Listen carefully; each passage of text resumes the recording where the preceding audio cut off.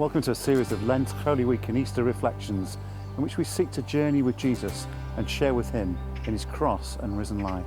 Each week we follow the main Sunday Gospel reading and offer an opportunity to reflect on what this might mean for us and our discipleship.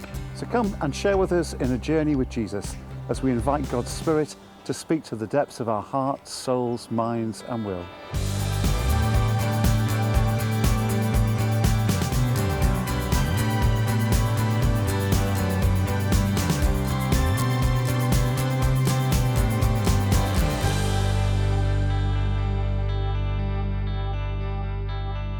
This week we listen to part of a long section of John's Gospel, which recounts the story of the raising of Lazarus. Jesus comes, after some delay, to the tomb where he meets Martha, and later her sister Mary. There's clearly a deep connection between Jesus and this family. We learn later in the chapter that the raising of Lazarus will be the pretext for some to seek the killing of Jesus. But this week we focus on the surprise that comes as Jesus brings God's new world close to us now in an act of life and liberation.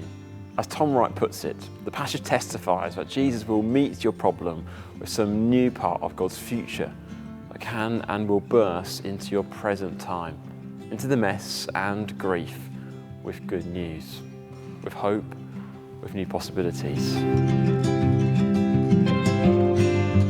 When Jesus arrived, he found that Lazarus had already been in the tomb for 4 days. Now Bethany was near Jerusalem, some 2 miles away, and many of the Jews had come to Martha and Mary to console them about their brother. When Martha heard that Jesus was coming, she went and met him, while Mary stayed at home. Martha said to Jesus, "Lord, if you had been here, my brother would not have died. But even now I know that God will give you whatever you ask of him." Jesus said to her, "Your brother will rise again."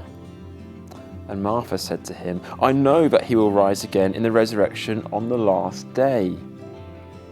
Jesus said to her, "I am the resurrection and the life. Those who believe in me, even if they die, will live. And everyone who lives and believes in me will never die. Do you believe this?"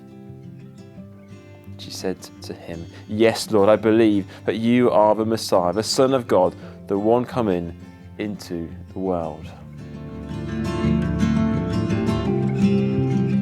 The theologian Tom Wright takes the film Back to the Future as a way of introducing this part of the story. In the film, the main character, Marty, goes back and forth through time to change something in the past so that the present and future might be different from what it currently is. If only, we might say, that were possible. Perhaps you too sometimes wish that you could go back and change something that had happened in the past. If only. These words are found on the lips of Martha as she greets Jesus following the death of her brother Lazarus. If only, she says. If only you had been there, things would have been different. Of course, if you know the end of the story, you'll know that Lazarus is raised to life.